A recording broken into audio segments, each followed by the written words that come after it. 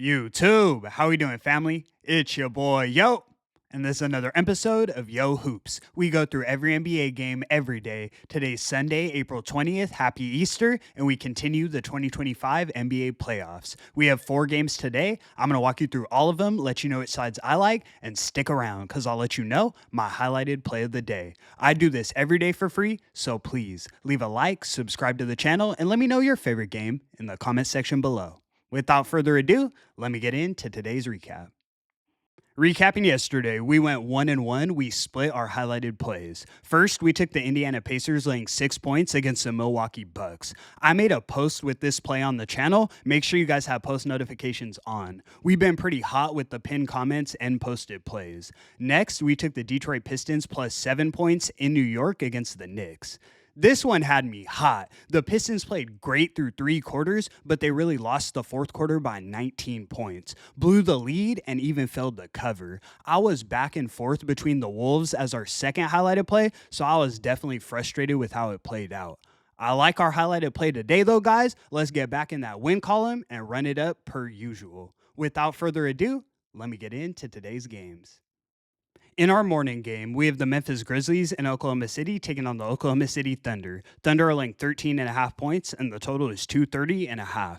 In the regular season, OKC dominated their matchups with the Grizzlies. They swept the season series 4-0, covering this line in 3 out of the 4 games. The Thunder won one of those by 13 points, so this line would have pushed in the fourth. We already saw day one that playoff intensity is different, and tonight, I think the Thunder have the Paycom Center rocking.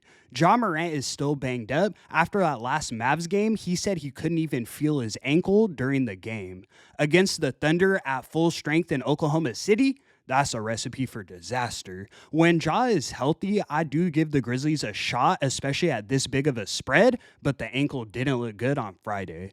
We've been able to trust the Thunder all season as home favorites. They were 27, 12, and 2 against the spread, and I think we trust them again here. We're taking the Thunder laying the 13.5 as our first selection. In our next matchup, we have the Orlando Magic in Boston taking on the Boston Celtics. Celtics are laying 13 points, and the total is 206. I'm impressed that the Magic even made the playoffs, but unless they show me something crazy tonight, I think they get swept. Paolo and Franz are not those elite guys that can get you over the mountaintop. Cole Anthony has been playing well. I do like him back in the lineup, but ultimately, they just don't have enough to compete with Boston here. The Celtics are back at full strength, and their real advantage is in their rotations. The Magic can even compete with their starters for a while, but when Peyton Pritchard and Luke Kornet get busy in that second unit, that's when the game starts to slide. Then you're down 9, and Jason Tatum and Jaylen Brown check back in. I've watched enough Magic games this season to say they probably get aired out by 20 plus here. We're taking the Celtics laying the 13 as our highlighted selection of the afternoon. Let's move. In our next matchup, we have the Miami Heat in Cleveland taking on the Cleveland Cavaliers. Cavs are laying 12.5 points, and the total is 215. I'm personally really high on this Cavs team, but I can't overlook how good Miami looked in those play-in games. Both of those were dominant wins against 2 scrappy teams in the Hawks and Bulls. The Cavs are a different monster, though. I do think the Heat get a game or 2 in this series, but game 1, they probably get ran out of the gym. They just played 2 win-or-go-home games in a row, game 7 type of intensity, so they have to be a bit drained coming into Cleveland. The Cavs are the more rested team, and they've been waiting for this moment. For a couple months, they've been resting guys in preparation for the playoffs, and game 1 in front of their home crowd, I think we see the floodgates open. You guys know I typically don't take so many favorites, but today, it's just how I see it playing out. We're taking the Cavs laying the 12.5 as our next selection of the evening. Let's move. In our last and final matchup of the evening, we have the Golden State Warriors in Houston taking on the Houston Rockets. Warriors are laying 1 point, and the total is 213.5.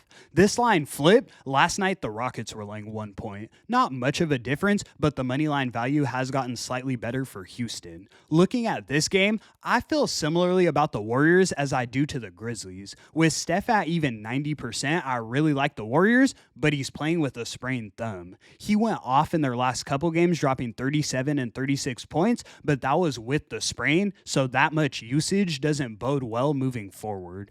The Rockets have been dominant at home for the last couple seasons, and I think tonight their energy is on 10. Now you're the 2 seed, primetime slot Sunday night. Sengun's having a big game. Give me the over 10.5 rebounds, and we're taking the Rockets on the money line as our last and final selection of the evening. And that's going to conclude today's video. Thank you so much for tuning in, guys. We're now 1-1 on highlighted plays to start the playoffs, but let's get back in that win column and run up a streak. Happy Easter to everyone, guys. I'm sending blessings all of your way. Make sure you tell your families you love them and appreciate the day, because this is a beautiful life we got. I do this every day for free, so please leave a like and subscribe to the channel. It's your boy, Yo. And until the next one, I'm going to catch y'all. Peace.